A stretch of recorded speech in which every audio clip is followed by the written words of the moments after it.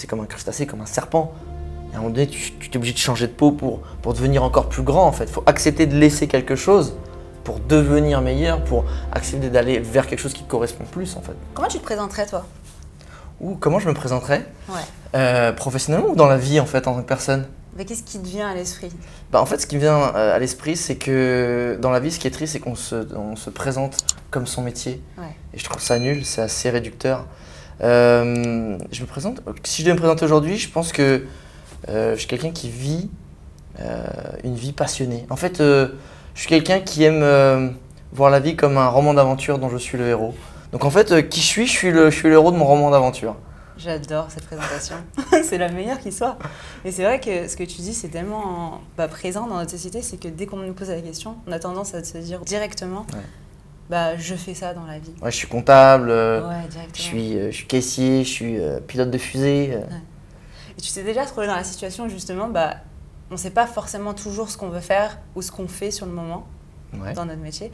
Et du coup, quand on nous pose cette question, on est un peu perdu. On se dit, je suis censée me présenter à travers ma vision professionnelle ou à travers mon métier. Mais là, actuellement, je suis dans une période où je ne sais pas trop. Mais souvent, non, parce que souvent, c'est ce qui se passe quand on pose ce genre de questions et que tu es en mode, je fais, oui, je suis ingénieur en génie civil, mais en vrai, ça me gonfle. Tu sais, c'est toujours, mais en fait, tu donnes ton titre et tu donnes ton feeling émotionnel, tu vois, par rapport à ça. C'est toujours ça. Mais je pense à me réorienter, tu vois. Ouais. Tu sais, c'est-à-dire, voilà ce que je suis, mais en vrai, j'assume plus d'être ça, en fait.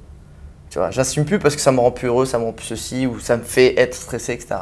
C'est toujours comme ça que ça se passe. Mais parce que toi, tu t'es réorienté et tu as fait une grosse réorientation. Plusieurs fois, ouais. Ouais, plusieurs fois en plus. Ouais. Avant, j'étais jongleur dans un cirque. Waouh. Après, j'ai pas du tout, Linda. J'ai apprécié énormément que tu puisses croire que j'étais un jongleur dans un cirque. Mais waouh, celle-là, elle est passée, mais fluide. Moi, j'ai waouh, il y a un vrai roi. Mais moi, c'est vrai que ça aurait été stylé en vrai. Pas du tout. Non, j'ai commencé ma carrière pro, moi, au service client, mail center.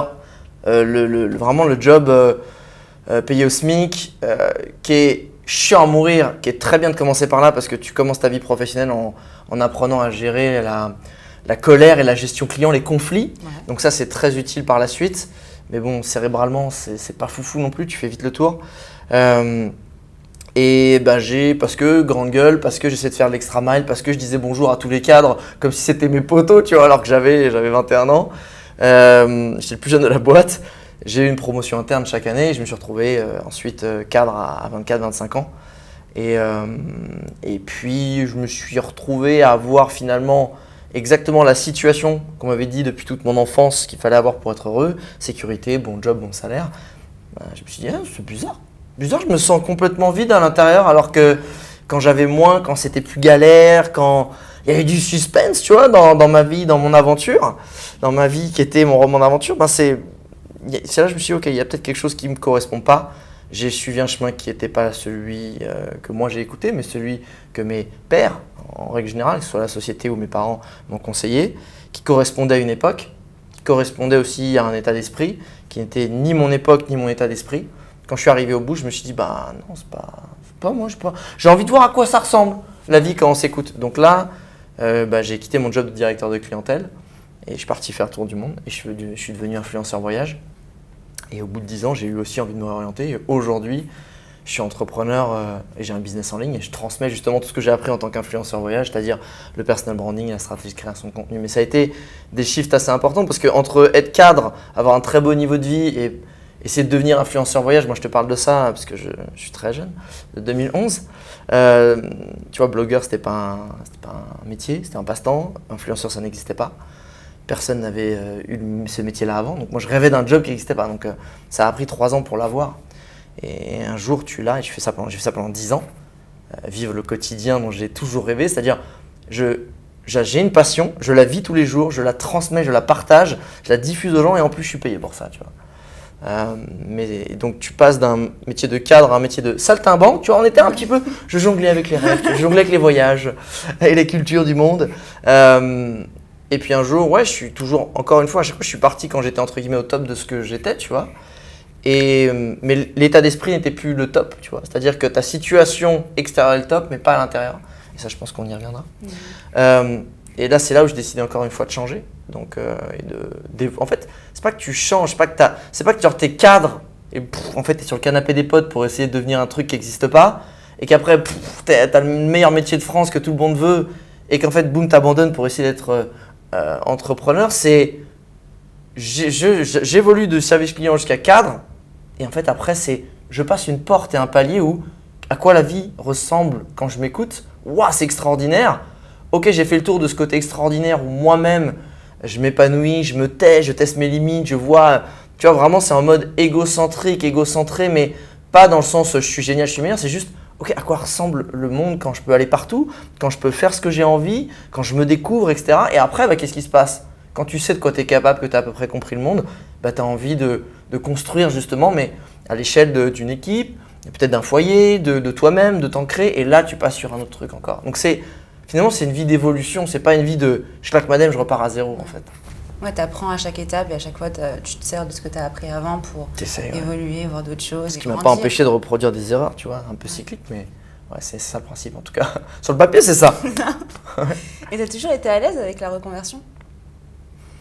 Je pense pas que c'est quelque chose. La reconversion, c'est pas quelque chose avec lequel tu es à l'aise ou même que tu envisages en fait. C'est quelque chose que ton corps te fait sentir. C'est pas quelque chose que. En fait, j'ai toujours été mal à l'aise avec le fait de vivre une vie qui me correspond pas, qui me rend malheureux. Donc à force d'être tellement mal à l'aise, sous tension et dans le mal-être, et c'est ce qui se passe quand tu t'écoutes pas, tu tombes en burn-out en fait. C'est juste quand t'as pas peut-être le courage parce qu'il faut du courage en vrai pour aller à l'encontre de ce que la société te dit, tu vois.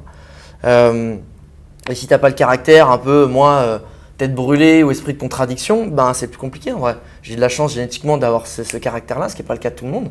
J'en ai profité, mais c'est vraiment pas du tout. Je suis pas à l'aise avec la reconversion. Je déteste être dans quelque chose qui me plaît pas en fait. Et vu que je suis très impatient et vu qu'on prend vite goût en fait à putain, mais en fait la vie, tu peux faire tout ce que tu veux en fait si tu t'en donnes les moyens et que tu es assez patient, ce que encore une fois ce que je ne suis pas, mais tu peux faire des choses. Donc en fait, quand tu as compris que c'était possible et que tout était possible, en fait, à chaque fois, le step il devient de plus en plus facile.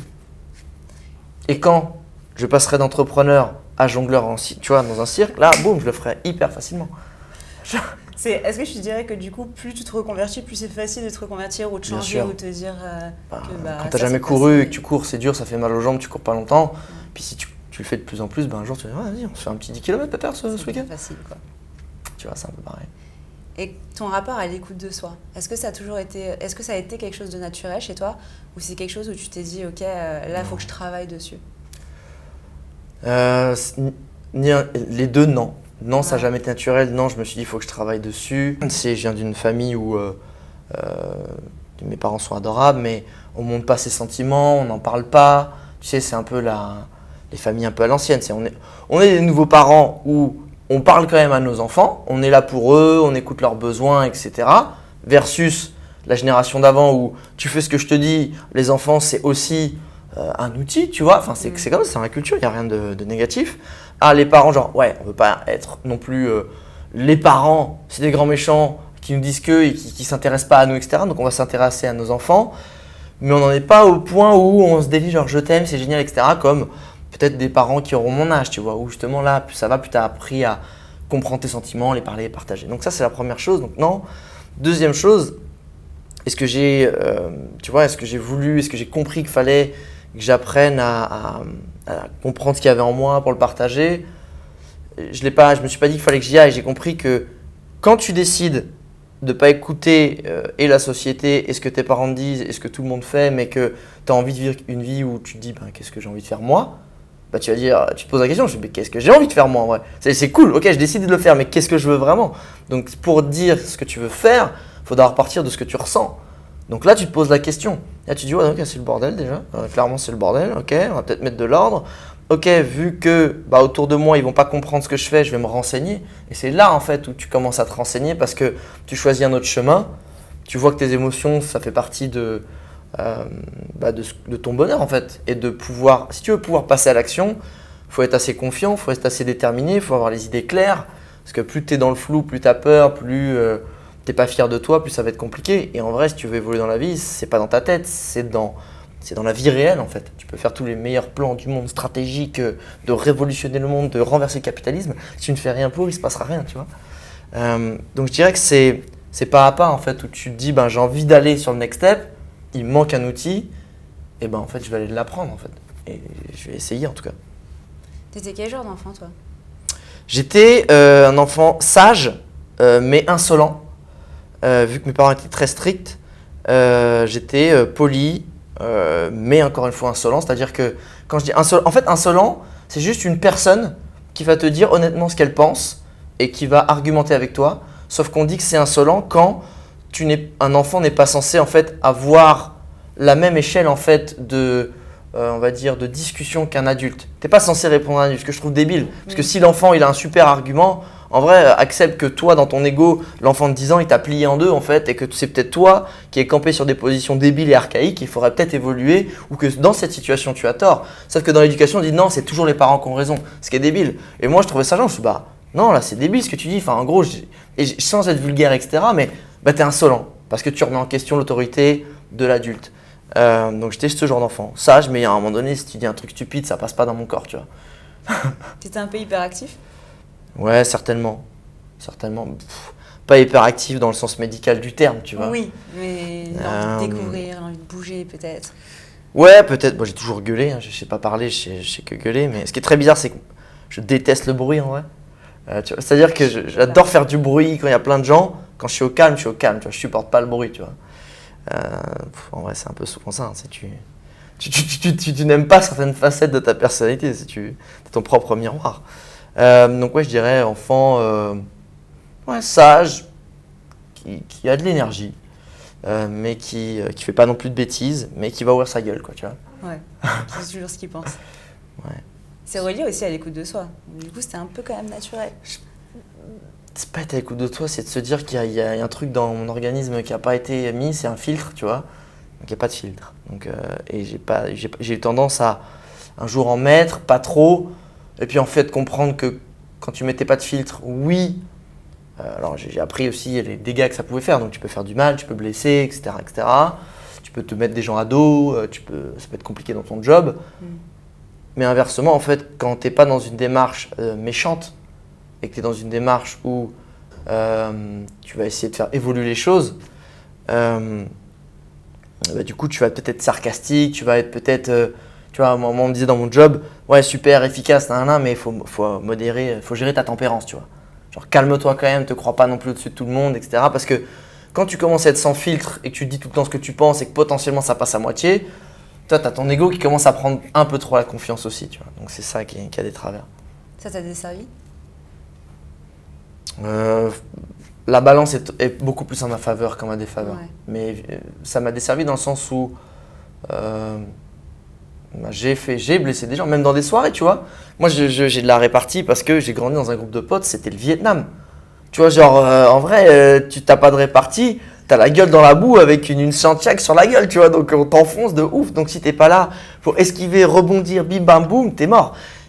Et j'ai compris avec les années que mon mode de communication avec mes potes, c'était pas du tout le mode de communication de tout le monde. Et quand dans des soirées, je t'aime bien, je vais me comporter avec toi comme avec mes potes, donc je vais te charrier, donc bim bam boum, et il y en a, ils sont là. Donc soit il y en a, ils disent rien, soit il y en a, ça charrie, c'est cool, soit il y en a, en fait, ils le prennent mal, ils se sentent agressés, et ils répondent pas dans la rigolade, mais ils vont être méchants, ou ils vont se sentir genre mec, waouh, qu'est-ce que tu me fais, c'est quoi cette vague. Donc j'ai pu blesser des gens, donc ça après tu l'apprends aussi avec le temps. Mais je dirais que le fait d'avoir été honnête, parce que après moi je suis sans filtre, mais je suis sans filtre dans ce que je pense, tu vois, mais encore pas pour être méchant. Et ce qui fait que j'ai toujours été perçu comme quelqu'un, encore une fois, d'honnête, d'authentique, qui dit ce qu'il pense, mais sans filtre, c'est aussi genre waouh, t'as super bonne mine, t'es super jolie, waouh, t'es beau gosse, j'adore tes pompes, putain, t'as vraiment une belle énergie, tu vois. Donc faut pas que ça aille que, tu sais, ouvrir sa gueule, c'est pas que dans les mauvais côtés, c'est aussi dans les bons côtés. Donc j'ai toujours été perçu comme quelqu'un qui, quand on a besoin d'un avis sincère, on vient voir aussi, parce qu'on sait que je vais être la personne qui, voilà, pas de filtre, tu veux vraiment un avis, tu le raccages, tu vois. J'ai pas à prendre, alors j'essaye avec les années de prendre un peu plus de pincettes, surtout que je suis coach aujourd'hui et que j'ai compris que un bon conseil s'adaptait dans la tournure, dans la formulation à la personne qu'on avait en face. Donc, avant, j'avais tendance juste à donner un conseil de la façon dont j'aime le recevoir, ce qui est débile, tu vois. Ouais, je dois toujours prendre en considération l'autre aussi dans la conversation. Exactement. Tu es une personne qui est pleine de vie, vraiment, genre dans tous les sens du terme. C'est très gentil. Ouais, c'est Mais, vrai. et encore, ça fait 1 an et demi, 2 ans que je suis dans la phase la moins en vie et la moins énergique de ma life. Ah ouais, tu le ressens? Qu'est-ce qui fait que? Parce que, grosse erreur, je le savais, mais je ne l'ai pas fait. C'est quand j'ai arrêté 10 ans d'influence voyage, c'est 10 ans de, même les premières années où je n'étais pas mon travail, mais j'essayais de m'en sortir, j'essayais de comprendre comment avoir ce métier, etc. Donc tu fais des allers-retours partout, tu dors sur le canapé des potes, tu es tout le temps en vadrouille, puis après quand ça a été mon métier, tu as ça, plus la responsabilité d'assurer ta mission, plus de voyages par mois, tu bouges tous les jours, de 7h du mat à 20h, 21h le soir, t'es dehors. Puis après, quand tu rentres, tu prends pas une pina colada, tu édites les vidéos, tu édites les posts, etc. 10 ans comme ça, et c'est pas de mes 18 à mes 28, c'était de mes 27 à mes 37. T'as pas la même énergie. Et j'ai tartiné, sans jamais une défaillance de mon mindset, de mon corps, tu vois. Et au moment où j'ai arrêté, en plus quand j'étais au top, donc c'était, tu vois, belle feuille de match, tu vois. J'ai pas honoré mon corps, j'ai pas honoré ma victoire, tu vois. J'ai pas fêté la victoire en me disant je prends 6 mois off, j'ai la trésorerie, ça me fera du bien, je recharge les batteries, je fête en fait cette victoire de 10 ans de j'ai crapahuté, hein, pas un ongle incarné, pas une cheville tordue, rien. Et du coup, j'ai démarré mon aventure d'entrepreneur avec 15% de batterie. Je suis le connard qui depuis 2 ans, il démarre sa journée avec 8% de batterie dans son tel et qui essaie de recharger tant bien que mal pour pas qu'il s'éteigne, tu vois. Alors que quand tu pars dans l'entrepreneuriat, il faut 200% de batterie. Donc ouais, après quand tu es fatigué sur du long terme et que tu commences à arriver vraiment vers le fond de la batterie, l'énergie elle se renouvelle plus en fait. Tu es vraiment dans le fond. Et après ça attaque le moral, tu vois. Ouais. Tout à coup tu as moins d'idées, tu as moins de créativité, tu as des cercles vicieux ou négatifs parce que en fait quand tu as fait une nuit blanche, on te pose un problème pour le solutionner, je sais pas. Et tu refais une nuit et on te repose le même problème le lendemain, tu dis bah non, faire ça, tu vois. Donc c'est pour ça que je te dis, j'accumule une quantité de fatigue depuis 12-13 ans, tu vois. Et surtout, mais ces 10 dernières années, ça allait. Mais au moment où j'étais censé faire la pause et dire, ok, bon là, ok, retour au stand, un peu vénère, on va prendre son temps, je ne l'ai pas fait. Et qu'est-ce qui a fait que tu l'as pas fait justement? Parce que quand tu habitues il y a tout, en fait. Quand tu as matricé, quand tu as créé un schéma et un process de vie pendant 10 ans, je n'ai pas été un micro-ondes, en fait. Je n'ai pas un robot, je savais ping, puis on s'arrête, tu vois. J'étais le four. Le four qui était à 220 degrés depuis 10 ans, tu étais un four, il est encore chaud longtemps, tu vois. Donc tout simplement, puis après il y a une part d'ego de se dire qu'est-ce que je suis si je fais rien, tu vois. La culpabilité de rien faire, tous ces sentiments-là en fait qu'il faut du temps et de la sagesse que j'avais certainement pas à ce moment-là pour comprendre, tu vois. Et il y a aussi, tu peux comprendre, identifier, mais il faut encore plus de sagesse pour l'appliquer. Mais je l'avais pas à ce moment-là certainement. Non, ce qui s'est passé, c'est que quand tu as directement arrêté l'influence, tu as bifurqué straight dans l'entrepreneuriat. Ouais, j'ai pris 3 mois, je suis venu à Bali d'ailleurs. Je suis mon auto-incubateur, j'ai voulu une villa, je vais venir des potes, mon équipe, etc.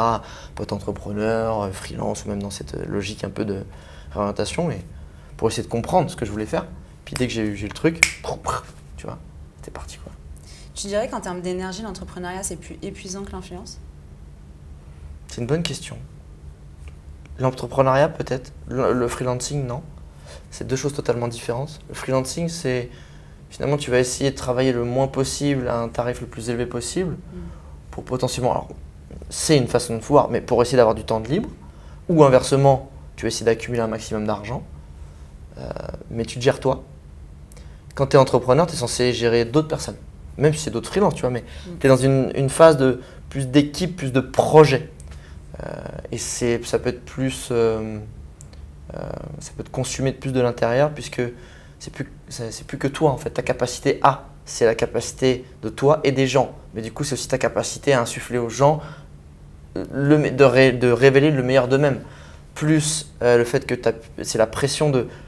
Si toi, pour X raison, tu fais un mauvais mois et que tu n'as pas trop d'ego, tu peux te dire que tu ne vas pas faire le fou, tu vas peut-être prendre un autre logement, ou tu vas manger moins au resto, te payer moins de loisirs, etc. Quand tu as des gens sous ta responsabilité que tu rémunères, il n'y a pas de… Tu vois, faut les payer. Donc c'est une charge mentale en plus qui peut peser. Donc l'influence, ça peut être très toxique parce qu'il y a un côté, c'est tout le temps en permanence, c'est jamais assez, il faut jamais arrêter. Mais ça repose sur toi. Tu vois. Là, c'est comme si tu dupliquais les problèmes. Et il y a toujours des problèmes en management, toujours.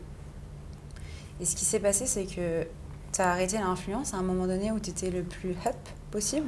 C'était pas le plus up, non, j'étais longtemps le numéro 1, après j'étais le numéro 1, 2, 3, tu vois, mais si c'était pas le 1, c'était le 2 ou le 3, tu vois, donc ouais, c'était encore Platini, tu vois, ou Zidane. On part au meilleur. En fait, je voulais pas être le gars, tu sais, que le vieux has-been, c'est qui s'accroche à son truc, tu dis… En vrai,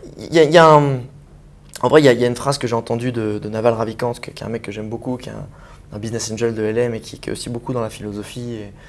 Et il disait… En fait, la vie, c'est que des jeux. Je sais plus, je t'en avais parlé, je crois que je t'en avais parlé, mais la vie, c'est que des jeux. Le jeu de l'école au début, tu vois, comment tu prends ta place. Après, c'est le jeu des amours. Après, c'est le jeu de l'amitié. Puis après, du travail. Puis après, de l'argent. Il dit, mais le problème quand tu arrives dans les jeux d'adultes, c'est qu'ils sont tellement bien faits qu'ils sont infinis. Tu peux jouer le jeu du travail, de la notoriété, de l'influence, des meufs, de l'amour, autant que tu veux en fait, et de l'argent. Il dit, le grand challenge des jeux d'adultes, c'est de savoir quand toi tu as assez joué ou quand tu as gagné en fait. Et lui, il parlait de ses amis qui sont multimillionnaires, mais qui continuent à jouer au jeu de l'argent et qui finalement, au début, ils ont joué jusqu'au moment où c'était vraiment leur momentum, la réalisation, le fait de se payer plein de trucs, mais ils n'ont pas su s'arrêter ou dire j'ai assez joué, ou j'ai eu assez, ou c'est bon, j'ai gagné. Et du coup, ils ont continué, le momentum est tombé. Et en fait, tout à coup, ce qui les a rendus heureux et les a fait vraiment s'épanouir et grandir, devient un curse, tu vois, c'est une malédiction et ça les bouffe de l'intérieur, ça les rend malheureux. Et moi, j'ai pas du tout voulu ça. Je me suis dit, oh waouh, je suis en train de perdre le momentum, tu vois. Ça fait un an et demi que je perds le momentum, ça m'éclate. J'adore le voyage, les rencontres, l'influence, c'est-à-dire la création de contenu. Ah, je sens que j'ai perdu un truc. Je veux pas arriver jusqu'au moment où ça me pourrit, tu vois, où moi ça me rend malheureux, etc., où il y a un truc qui va pas. Je préfère toujours me dire, ok, je prends le meilleur, j'ai gagné, voilà, c'est bon. Pour moi, je l'ai gagné, je m'en vais, tu vois. Tu as su anticiper la chute.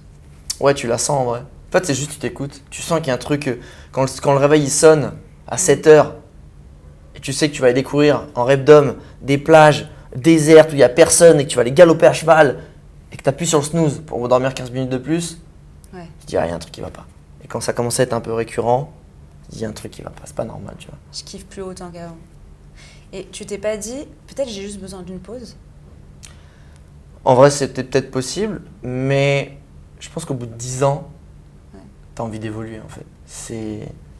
Enfin, quand tu choisis une vie qui n'est pas métro, boulot, dodo, sécurité, en vrai, c'est comme un crustacé, comme un serpent. Et à un moment donné, tu es obligé de changer de peau pour devenir encore plus grand en fait. Il faut accepter de laisser quelque chose pour devenir meilleur, pour accepter d'aller vers quelque chose qui te correspond plus en fait. Ce qui n'est pas facile, hein, cette phase, elle est chiante. Déjà, oh putain, casse les couilles, tu vois. Vas-y, je le laisse, ça a été bien, ouais, c'est pas grave. On y va, tu vois. J'ai vachement bien fait le gars qui enlève sa peau. Tout est filmé. Ah ouais, mais moi, je t'ai dit, j'ai fait un peu de cirque en vrai, je fais des mimes et tout. Et cette transmutation, t'es passé quand même d'un métier qui est vachement dynamique, où tous les jours, t'es à gauche, à droite, t'es vachement dans l'interaction avec les gens, t'es vachement dans la découverte, dans le nouveau. Et c'est vrai que l'entrepreneuriat, alors, il y a plein de choses qui sont nouvelles, mais c'est plus, je dirais, interne, où c'est des challenges que tu te mets interne, mais l'extérieur autour de toi ne change pas si vite que ça. Je ne sais pas ce que tu en penses. C'est pas faux, c'est pas faux. Du coup, ça fait un grand changement sur l'influence et l'entrepreneuriat. Ah bah non, mais c'est surtout que mon cerveau il m'a dit, va te faire enculer, qu'est-ce qui se passe, tu vois. On passe de, on est tous les jours dehors, on rencontre des gens et dans l'action, ce qui me correspond pas mal, à… où on s'amuse et c'est là où c'était une grosse erreur pour ma part, mais je suis toute la journée devant l'ordi, je bouge pas, je suis statique, je suis assis, je suis que avec moi-même quasiment ou un peu décollé avec l'équipe. Donc c'est là aussi où ça n'a pas été… ça m'a bouffé de l'énergie sans que je m'en rende compte. Parce que j'étais quand même déterminé à y arriver, mais j'ai pas compris l'impact que ça avait sur mon corps, mon mental, etc. et sur mon énergie. Et comment tu fais aujourd'hui du coup parce que c'est une phase que tu as traversée? Est-ce que tu as assez réussi récente. Ça fait 2 ans, mais les clics ont été assez récents. D'accord. Donc là, t'es dans quelle phase actuellement? Je suis dans une phase où j'ai compris que qui j'étais, ça je le savais déjà, mais c'est du coup une fois que tu sais qui t'es, il faut appliquer les choses qui vont te rendre heureux et qui vont te permettre de t'épanouir. Moi, je suis quelqu'un qui a besoin de jouer. Je suis jamais aussi bon que quand je m'amuse. Parce que quand je m'amuse, je suis comme une dynamo. Je crée de l'énergie, je crée de la lumière, tu vois. Tu dis, j'ai de la vie en moi, comme tu dis. Il me reste encore un peu de résidus. Tu vois. Et en fait, si je ne m'amuse pas, je suis en mode stratégique, sérieux et tout. Waouh, là, je perds de mon énergie, je perds mon momentum, etc. Et à chaque fois que je me suis amusé, parce que j'ai eu cette réflexion il n'y a pas longtemps, je dis, waouh, je me suis amusé. Je pensais qu'à l'amusement. Et finalement, vu que je joue, je suis meilleur que les autres, parce que moi, je ne travaille pas. Et c'est là où l'argent est venu comme un bénéfice collatéral. Et à chaque fois, j'en ai gagné plus que je pensais même pouvoir être possible pour moi d'en gagner. Et dans l'entrepreneuriat, et ce momentum, souvent, je l'ai perdu au bout de, tu vois, quand je suis passé service client à directeur de clientèle, c'est quand j'ai réalisé de me dire, genre, ouais, j'ai 25 ans, genre, ouais, je suis cadre, je gagne 4-5 000 balles par mois, c'est possible. En vrai, c'est possible, je n'ai pas de diplôme, je gagne le SMIC, comment c'est possible? Et quand tu commences à réaliser, tu perds l'esprit d'enfant, tu perds l'esprit du jeu. Et tu commences à être sérieux, tu commences à faire des plans, tu veux pas le perdre. Et boum, c'est là où je continue, mais je perds le momentum. Et 2 ans plus tard, je claque ma dème et je me dis, ok, je veux voir la vie à quoi elle ressemble. Et pareil l'influence. Je mets des années, mais je m'en fous. 3 ans sur le canapé des potes, des trucs, mais c'est un jeu. Donc ça va, c'est pas grave. Puis après, tu y arrives, puis après, un jour, tu cliques, tu dis, putain, attends, ouais, je fais exactement un truc qui n'existait pas, qui était mon rêve. Je l'ai, je kiffe. Je sais que ça bénéficie à des gens, donc je fais quelque chose de positif. Je fais des choses incroyables, je réalise tous mes rêves. Et en plus, je suis encore plus payé qu'avant. C'est pas possible. Donc là, ok, faut pas que je le perde. Oh putain, en plus, il y a des gens qui me rattrapent, faut que je fasse à mes stats. Et boum, tu perds le momentum, tu perds la créativité, tu perds l'amusement et tu deviens moins bon. Et bim, bam, boum, tu vois. Et pour l'entrepreneuriat, ça a été encore plus rapide. Ça a été en 1 an. J'ai commencé l'entrepreneuriat avec mon équipe en construisant le business de la personne avec qui je vivais avant. Ouais, c'était marrant et tout, c'était fun. En plus, on y arrivait. Chance du débutant, plus la personne avec qui j'étais qui travaille beaucoup, nous aussi. Mais bon, alignement des as, on a fait un truc incroyable, fun. Puis là, je me mets sur moi et là, moi, faut que j'assure. Si on assurait avec la personne avec qui j'étais, il faut que moi que j'assure aussi. Faut pas que je me plante, c'est mon équipe, truc, machin. Et là, tu deviens sérieux, bim, bam, boum. Et là, je repère le peu d'énergie que j'avais. J'en ai pas créé, tu vois, à ce moment-là. Et comment tu incorpores aujourd'hui le jeu à l'entrepreneuriat? Parce que c'est une vraie question que beaucoup d'entrepreneurs… Enfin, je sais pas, tous les entrepreneurs ne se la posent pas, mais c'est vrai que c'est une raison… Mais tout le monde n'est pas joueur. Moi, j'ai un profil joueur. Tout le monde n'est pas dans ce profil-là. Oui, je suis d'accord. Mais il y a quand même… Je pense une moitié-moitié, dans le sens où… Je pense qu'il faut au moins être passionné, il faut prendre ça quand même un peu plus à la légère. Si tu prends trop au sérieux, tu prends trop la presse, tu te bouffes. Donc comment je fais? En vrai, c'est une réflexion très récente, ça a quelques semaines. Et là, je viens de finir un lancement où il fallait que je reste focus. Mais j'ai dit, tu vois, à mon associé, en fait, je peux plus faire comme avant en fait. Je peux plus délivrer 200% d'énergie à l'équipe, c'est aussi ma faute. Je ne l'ai pas rendu assez autonome, puisque finalement, je suis là, je drive. Donc c'est une mauvaise façon aussi de manager, ça c'est ma faute. Et j'ai aussi besoin de recharger les batteries, parce que là je suis à plat, et ça sert à rien que je sois complètement à plat au point de dire j'arrête tout, tu vois. Ouais. Donc j'ai dit, je vais certainement travailler que le matin maintenant, au lieu de faire des journées de 10 heures, de 12 heures. Et je vais essayer de refaire des choses où je m'amuse, où je ne mets pas la pression sur le CA. Où je vais reprendre, tu vois, j'ai du plaisir à faire des vidéos YouTube. Parce qu'en fait, quand je me concentre sur aider les gens, ça me passionne et ça me fait kiffer, tu vois. Quand je suis en live où j'essaie de faire une masterclass, écoute, tu me mets 2 heures, en plus ça gonfle mon ego, personne ne peut m'interrompre et tu vois, je délivre de la valeur aux gens, je kiffe. Et ça me plaît, tu vois. J'ai envie de reproduire ça, de retrouver ce plaisir avec YouTube. Et après, c'est comment je retrouve de l'amusement. En fait, je remets le curseur sur ce qu'il faut mettre. C'est-à-dire, je mets le curseur non plus sur des chiffres. Je me lance dans l'entrepreneuriat, donc je regarde un peu ce qui se fait. En fait, tu es successful si tu as un beau taux de transformation, un beau retour sur investissement, tu fais un temps de chiffre d'affaires, tu vas atteindre le million, le fameux million qui correspond à rien en vrai, qui est un espèce de chiffre qui gonfle un ego, qui veut rien dire. Et je l'ai remplacé, je vais le remplacer par, ok, c'est en fait les chiffres, moi c'est pas mon game, je m'en bats les couilles en vrai, par comment je m'amuse. Et surtout, je m'en fous avec mon équipe de me dire on va faire tant, évidemment il faut un minimum pour qu'on puisse tous se payer, se nourrir au moins, mais se dire est-ce qu'on est fier de nous, tu vois? Est-ce qu'on s'est amusé? Faut être fier mais dans l'amusement, tu vois. Et se dire c'est comment tu retrouves de l'amusement. Et je sais que si je me réamuse, en fait je vais niquer le game pour moi et je suis sûr que l'argent il viendra. Et je me fais plus de soucis. Et même, tu vois, j'ai un lancement, ce que je te dis en arrivant, il s'est terminé hier, j'ai pas regardé les chiffres en vrai. Parce que j'ai cliqué il y a pas longtemps. Alors qu'avant je regarderais toutes les 2 heures, tu vois. Et c'est pareil pour l'influence en fait, hein. Si tu fais pas gaffe, et quand je me suis stressé, là tu regardes tes stats, tu as fait combien de likes, tu as fait combien de vues, tu as fait machin, combien font les concurrents, etc. Et c'est du temps perdu, plutôt que de te dire à un moment donné, je fais mon analyse, ok c'est cool, mais regarder régulièrement, c'est que tu es insecure. C'est que tu te fais pas confiance, c'est qu'en plus tu prends plus de plaisir. Ça veut dire qu'en plus, en fait, quand tu es en train de t'amuser, Tu veux juste continuer à t'amuser, tu t'en fous de savoir ce qui a donné. C'est vraiment s'amuser, viens, continue. Tu joues à un jeu vidéo, tu as fini la partie, tu fais quoi? Mais que tu gagné ou que tu perdu, tu viens en refais une, tu vois. Si vraiment tu es en train de t'amuser.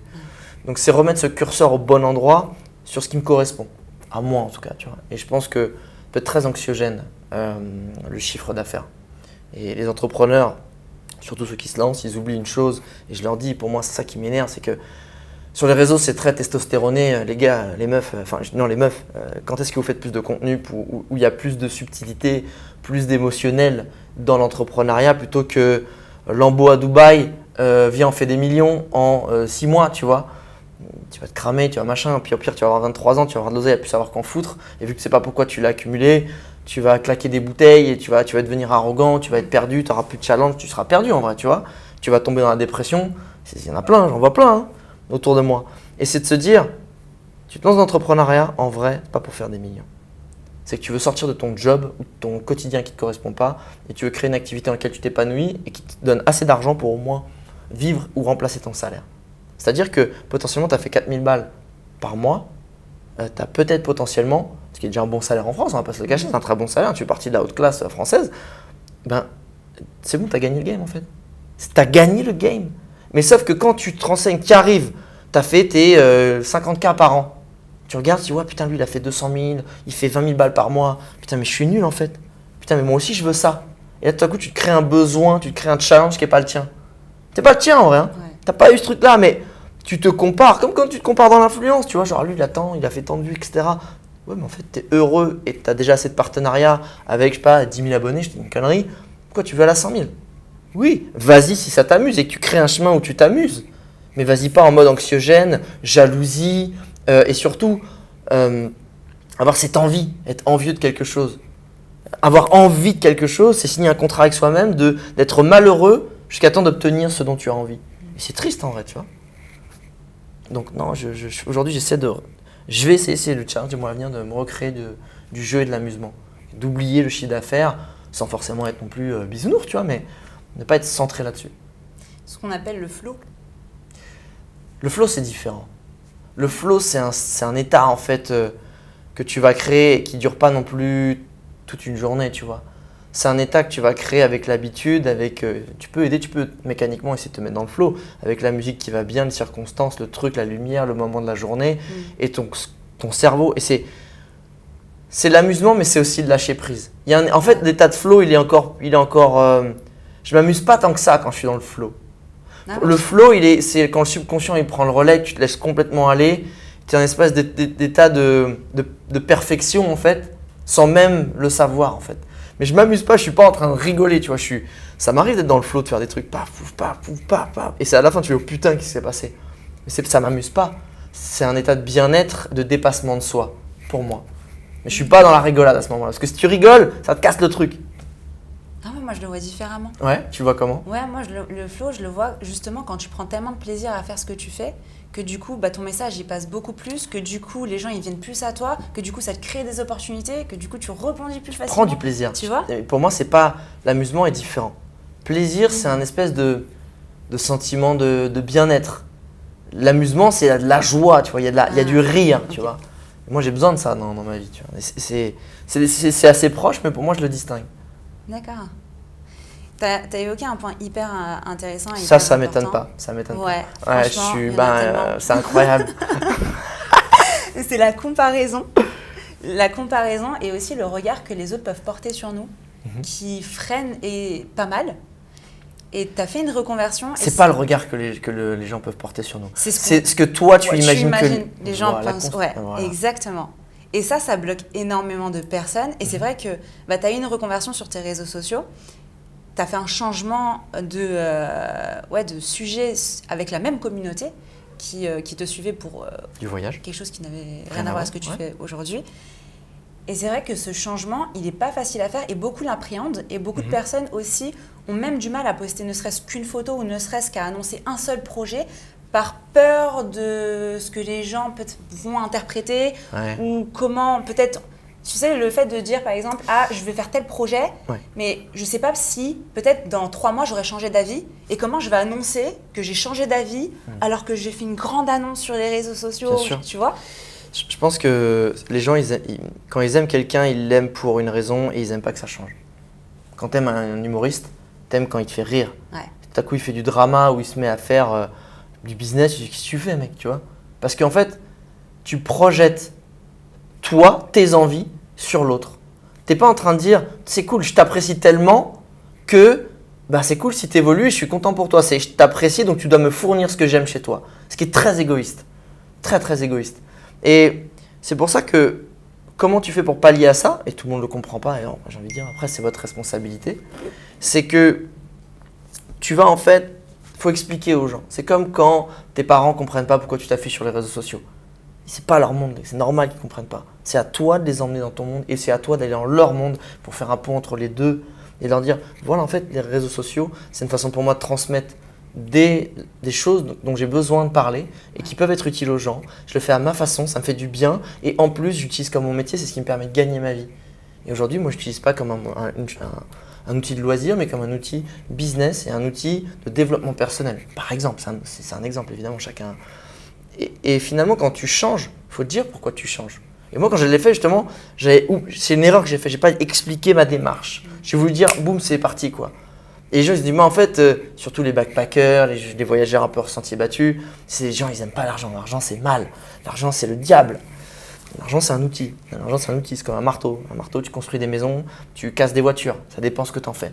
Mais eux, ils voient que les gens qui cassent des voitures avec. Donc, ça, pour moi, c'est être fermé d'esprit. Je me dis que le voyage n'aura pas assez ouvert l'esprit sur ce fait-là. Oui, l'argent peut être très toxique, peut gonfler des égos, mais tu peux construire des écoles, tu peux changer des vies en fait. Et si tu n'es pas omnibulé par l'argent, je pense que les gens justement qui voient l'argent comme quelque chose de négatif, c'est des gens qui sont omnibulés par l'argent mais dans le côté négatif. Il y en a d'autres qui sont omnibulés par l'argent pour en avoir plein, d'autres c'est genre ah c'est mal. Mais ça revient au même en fait. C'est comme des gens qui font un tour du monde sans argent. Ah c'est mal l'argent, je veux pas, je fais sans argent. Mais en fait, tu mets ce que tu n'aimes pas au centre de ton voyage. Tout à coup, l'argent devient le centre d'intérêt, le centre de tout. Comment je fais pour ne pas utiliser d'argent? C'est débile pour moi, tu vois. Et en plus, tu vas aller gratter de l'argent aux autres. Donc, tu n'assumes pas ce côté. Donc, quand moi, je suis passé dans l'entrepreneuriat, j'ai pas du tout été bon. J'ai pas raconté pourquoi. Donc, il y a des incompréhensions. Je me suis fait pas attaquer, mais on m'a critiqué. Mais après, il faut faire la paix avec le fait qu'il y a des gens qui ont des avis et qui l'auront tout le temps et que c'est OK. Continuez votre chemin. Il y en a qui ont été genre, voilà, ça ne m'intéresse pas du tout ton nouveau chapitre, merci pour toutes ces années. Farewell, tu vois, il n'y a pas de tout ça. Et d'autres qui m'ont dit, en fait, c'est vrai que ça ne m'intéressait plus trop les voyages, parce que moi j'ai voyagé, mais j'ai évolué, je suis devenu du coup digital nomade, freelance, entrepreneur, et là ça me reparle, tu vois. Donc, il faut comprendre une chose, il ne faut pas avoir peur d'évoluer. Et l'avantage, surtout quand tu as un personal branding qui est fort et que tu es connu pour une chose, si tu évolues, tu vas avoir une déperdition, mais tu ne repars pas à zéro en fait. Contrairement à quelqu'un qui est restaurateur, et qui va passer, je sais pas, j'ai une connerie qui va monter un business dans la crypto, en fait, il repart de zéro, personne ne le connaît, etc. Si en fait c'est, je sais pas, un grand chef qui s'associe à des experts et que c'est un chef que tu aimes bien, et que c'est quand même un chef qui a des restos, que tu l'as suivi, tu aimes sa personnalité, tu as compris qu'il était successful, s'il se met dans la crypto et qu'aujourd'hui, peut-être il fait un pont et dans ses restos, tu peux payer en crypto, tu vois, et tu lui fais confiance, tu repars pas à zéro. Il y en a qui vont dire là, tu te pètes les plombs, mais tu repars pas à zéro. Et ça, c'est fantastique. Et moi, je suis pas reparti à zéro. C'est ce qui m'a permis de, quand même, énorme bénéfice dès la première année de faire un chiffre d'affaires à 6 chiffres, tu vois. Et j'aurais pu avoir, ça se trouve, une formation encore meilleure, encore plus poussée, je sais pas si c'est possible, mais tu vois, encore plus forte, si j'avais pas eu de communauté, pas parce que tu as un bon produit, que si personne le sait, tu peux pas le vendre. Tu vois, ça, c'est l'erreur que les gens y pensent. Donc, ça a été un vrai bénéfice. Grosse erreur de ma part de ne pas avoir bien expliqué le cheminement. Mais si tu fais bien, les gens, ils t'en veulent pas. Ils disent juste, ok, ça m'intéresse plus. Et puis ils passent leur chemin. Ouais. Mais il y a un pas entre ce que tu sais et comment tu le ressens. Tout à fait. Est-ce que cette lucidité, tu l'as toujours eue? Ou est-ce qu'il y a un moment donné où ça... Parce qu'on est quand même des êtres sociaux. Et je me dis... C'est une super... Il y a un moment donné où forcément ça te touche. Ou pas. Ouais, non, t'as totalement raison. T'as beau savoir, tu vois, en plus j'ai fait un podcast là-dessus où j'ai eu ce déclic sur l'amusement, sur le fait que putain, je vivais en fait, je jouais au mauvais jeu, celui des chiffres, tu vois, dans l'entrepreneuriat. Je savais qu'il y avait un truc qui allait pas, j'avais du mal à comprendre. Mais il m'a fallu partir en vacances, laisser décanter pour qu'il y ait un clic émotionnel en fait. Parce que des fois, tu sais des choses, tu sais ce qui va pas, mais tu n'arrives pas à le ressentir dans tes tripes. T'arrives pas donc soit à l'assumer, soit à le rejeter, soit à t'en séparer. Et je pense que la chose la plus simple pour avoir un déclic, c'est de se prendre au moins une semaine, de rien faire, de s'écouter, de laisser son corps, de rejeter les tâches opérationnelles du quotidien qui ne te laissent pas le temps de comprendre des vraies choses profondes, de laisser remonter. Et c'est 2-3 premiers jours où c'est le bordel, après ça décante, puis après tu as des scénarios dans ta tête, puis après ça devient calme. C'est souvent au bout du 5, 6, 7e jour où tu as vraiment c'est des clics dont tu as besoin pour avancer quand c'est le cas. Donc quand tu me dis comment tu fais quand tu ressens un truc et que tu as l'émotion, c'est laisse-toi le temps en fait. Fous-toi la paix et le courage de te mettre en mode off. Parce que si tu veux avancer vite, il faut te mettre en mode off. Si tu es tout le temps dans le quotidien, tu as toujours des trucs, des machins, des gens qui attendent après toi et tu vas pas avancer en fait. Tu as la tête dans le guidon. Ouais. Laisse le temps à ton corps et ton esprit de comprendre les émotions, de les embrasser, d'avoir ce déclic. Ça prend du temps. C'est pas un collier Amazon, tu vois. Est-ce que tu saurais déterminer ou est-ce que tu saurais dire les croyances limitantes les plus grosses que tu as eues et que quand tu les as cassées, tu t'es dit « Waouh, mais ma vie, elle change en fait si j'ai pas cette croyance-là ». C'est une putain de bonne question, ça. T'as des bonnes questions, hein? Ah bah, attention. Je fais du coaching. Mais attention. Les plus grandes pensées limitantes c'est de pas rêver assez grand. J'ai toujours été connu pour quelqu'un qui réalisait ses rêves, mais je me mettais des plafonds de verre comme si à un certain niveau de rêve, genre j'en suis pas capable ou même je ne le mérite pas, tu vois. La vie t'amène, mais elle me l'a prouvé, ça fait 2 ans que j'ai une moins bonne énergie, un moins bon karma, mais ces 10 dernières années, j'avais un karma extraordinaire où j'étais chanceux en fait. Ce qu'on appelle chanceux, c'est que j'étais tellement convaincu, positif et déterminé et motivé que j'aimantais tout à moi en fait. Et des très bonnes choses. Et parce que la vie dit, ok, le mec est convaincu, il est là, il attend, c'est le moment, je peux lui envoyer en fait.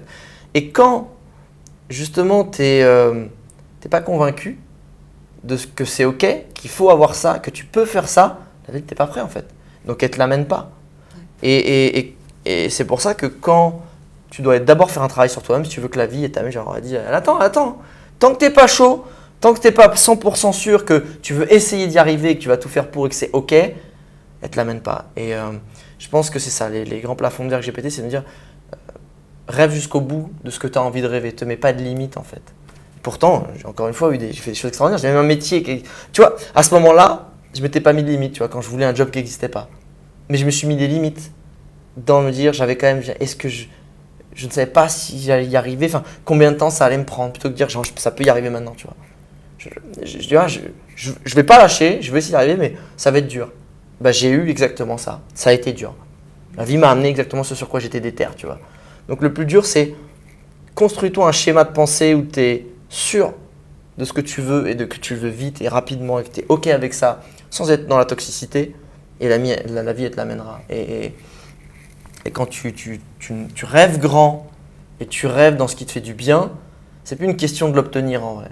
Oui, c'est cool de l'obtenir, mais c'est une question de prendre du plaisir et d'avoir ce sentiment de conviction, détermination et motivation qui fait du bien au quotidien. C'est ça le but en vrai. Un but, c'est juste une direction pour pouvoir t'amuser, pour pouvoir être bien et pour pouvoir t'épanouir. Limite, si tu l'as trop vite, tu dis bon, fais chier, du coup, qu'est-ce qu'on refait, tu vois ? Faut se retrouver un goal.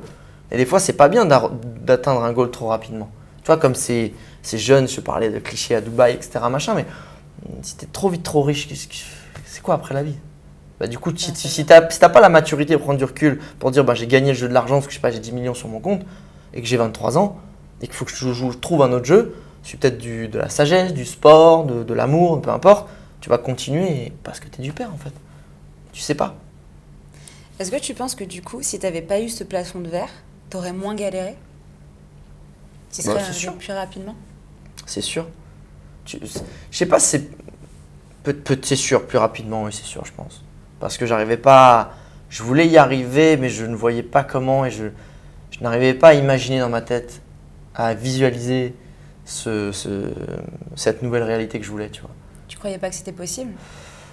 Je croyais que c'était possible, mais j'arrivais pas à savoir comment. Je n'arrivais pas à le projeter. Donc je lâchais pas, mais je sais pas comment je vais faire, tu vois. Donc j'ai eu je sais pas comment je vais faire. Un jour la vie a dit bon, vas-y, c'est bon, t'as galéré en vrai, t'as mangé ton caca 3 ans, vas-y, tu sais quoi, allez.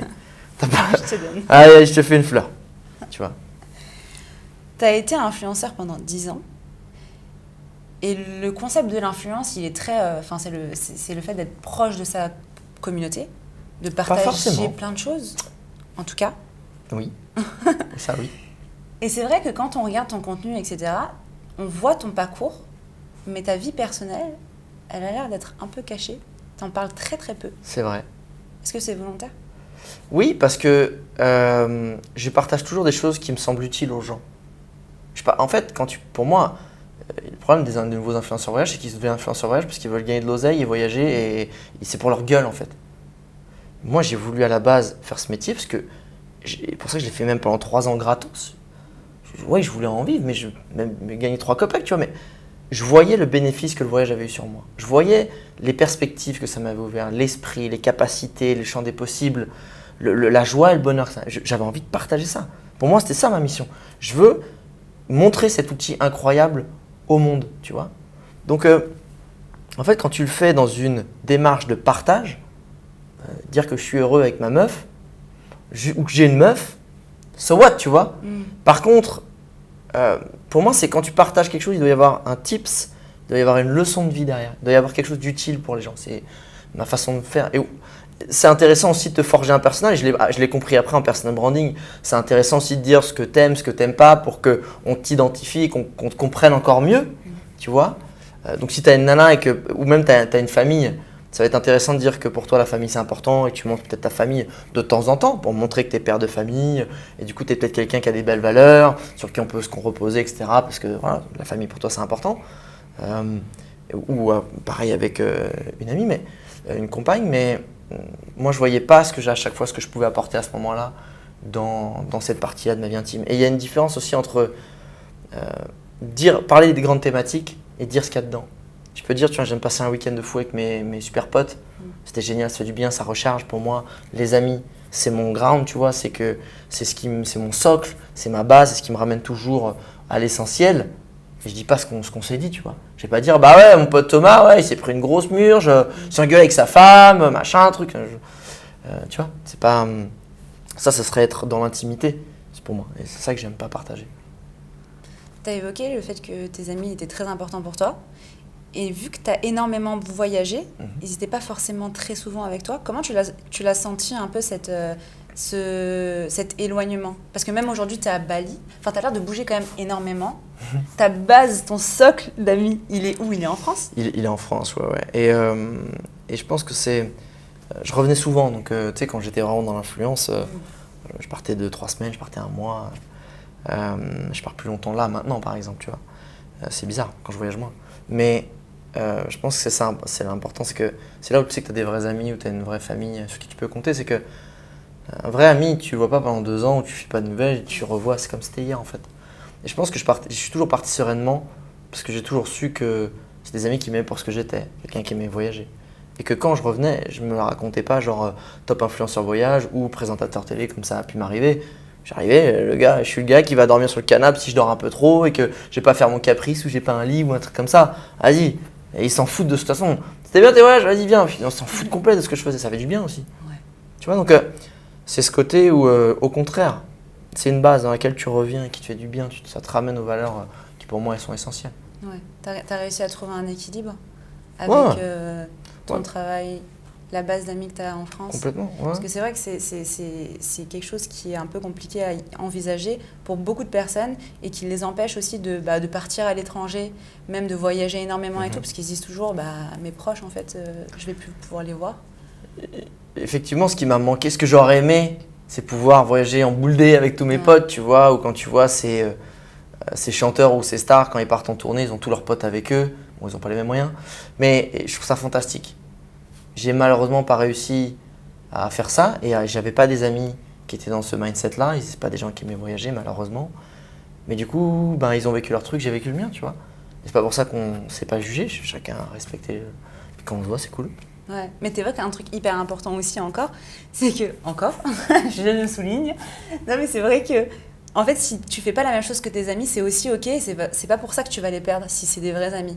Mais en fait, c'est comment tu respectes qui ils sont et ce qu'ils respectent qui t'es. Ouais. Et un vrai ami, une vraie personne qui t'aime, il te donne pas un conseil en projetant sa réalité ou ses peurs. Il te donne un conseil par rapport au fait qu'il a compris qui tu étais, ce dont tu avais besoin. Donc ils vont dire fonce. Ils vont pas dire vas-y fais gaffe mec, ça fait peur et tout. Parce que pour eux ça fait peur. Ils vont dire fonce. C'est ça qu'il te faut. Ouais. Est-ce que tu aurais une clé pour cultiver son bonheur? Il y en a beaucoup. Il y a différents facteurs qui font que. Mais si on aurait une. Après, je pense que chacun a sa définition du bonheur. Et justement, quand tu continues dans cette logique-là, c'est écrire ta définition du bonheur et essayer de l'appliquer. Moi, j'ai plusieurs définitions. J'ai 2 définitions du bonheur. J'en ai 3. En tout cas, pour le créer. Mais la première, c'est être libre et insouciant. Pour moi, c'est la définition du bonheur. C'est quand je me sens libre d'être quelque part où j'ai envie d'être, de pouvoir dire ce que je veux, d'être libre d'être ce que je veux. Et insouciant, c'est quand finalement, je me rends compte que j'étais le plus heureux dans ma vie quand j'avais pas d'énormes charges mentales, pas de gros soucis, pas de gros stress. C'est là où j'étais en vrai, la vie, elle est ouf, tu vois, t'es là, il n'y a pas de stress, tu vois, mais vraiment bien. Donc, comment tu fais pour construire cette réalité-là, en vrai? Et je me suis dit, là, pareil, tu vois, je suis entrepreneur, j'ai beaucoup de stress. Il y a un truc qui va pas, donc ok, je vais repasser peut-être à mi-temps ou travailler que le matin et refaire des choses qui me font plaisir, qui ne me mettent pas de stress, etc. Donc rendre autonome plus mon équipe pour sentir qu'il y a moins de stress, tu vois, par exemple. D'autres définitions que j'ai, c'est, pour moi le bonheur c'est aimer, être aimé, apprendre et rigoler.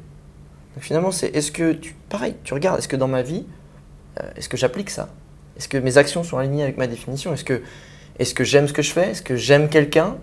Est-ce que j'aime les gens dont je m'entoure? Est-ce que je suis aimé par quelqu'un, par les gens qui m'entourent, par mes amis? Est-ce que j'apprends? Est-ce que je prends du temps pour apprendre, pour sentir que j'évolue? Est-ce que j'ai rigolé aujourd'hui? Est-ce que j'ai fait en sorte de pouvoir rigoler? Tu vois?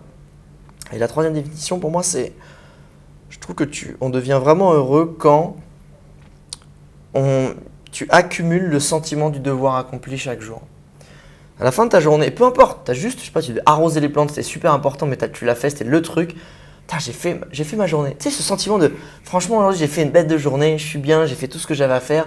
Tu as ce sentiment du devoir accompli. Et pour moi, c'est si tous les jours, tu te fixes des petites choses, mais que tu arrives à cultiver ce sentiment, tu vas avoir un sentiment de bien-être, de plénitude, de fierté. Et que, vraiment, le challenge, c'est d'éviter de le couper avec un sentiment de putain, je suis une merde, j'ai rien foutu aujourd'hui, vas-y, j'ai pas fait ça et tu t'autoflagelles et boum, tu repères tous les bénéfices de ça. Donc, pareil, comment dans tes actes, tu alignes vraiment tes actions avec ce que tu as défini comme étant pour toi le bonheur. Donc je dirais c'est ça, c'est peut-être aligne tes actions avec ta définition du bonheur. Et on fait rarement en vrai. Ouais, il faut déjà en avoir conscience et se poser la question volontairement. Et se connaître aussi. Parce qu'en vrai, si tu ne te connais pas, comment tu sais vraiment ce dont tu as besoin et ce dont vraiment… Exactement.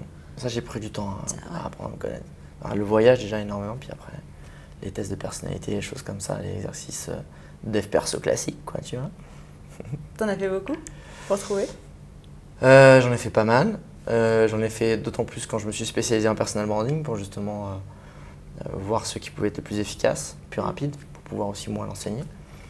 Donc ouais, après je me suis, moi, tu sais, je suis scientifique qui testait ses extas sur lui, tu vois. Moi, c'était des tests de personnalité. Un bon retour d'expérience, c'est la meilleure façon d'enseigner. Exactement.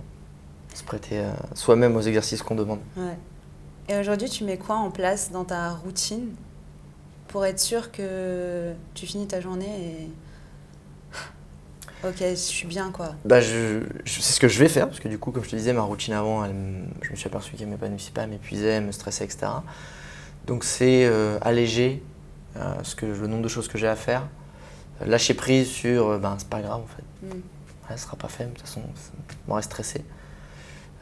Donc c'est lâcher prise, c'est accepter de faire moins, mais d'être mieux, tu vois. Je t'ai lâché la punchline ou pas? C'est une belle phrase. Ouais, je t'ai lâché la punchline.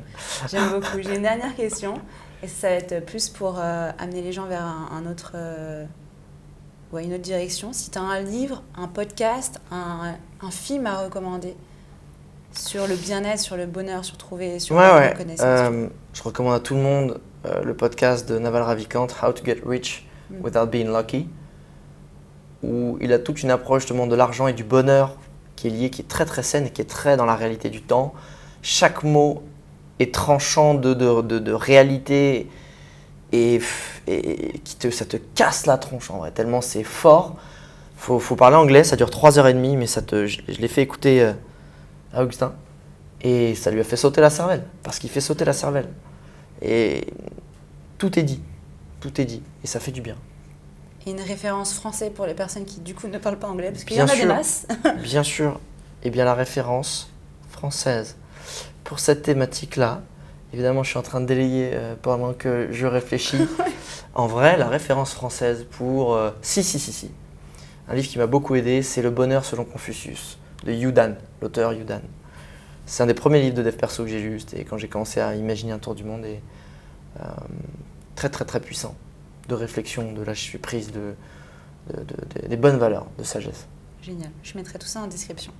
Est-ce que je renvoie vers un Insta, un YouTube, tout est Alex Viseo? Je suis Alex Viseo, ouais, ça va bien, mais tu peux tout mettre, j'étais influenceur, donc j'ai tout. T'as tout. Les podcasts, YouTube, Mais d'ailleurs, Viseo, ça vient d'où?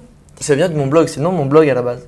C'est pas ton nom de famille? Non, c'est pas mon nom de famille. D'accord. Et en fait, c'est le nom de mon blog. Et je voulais pas Alex Around the World, Alex Supertramp, comme ça se faisait, nom de blog.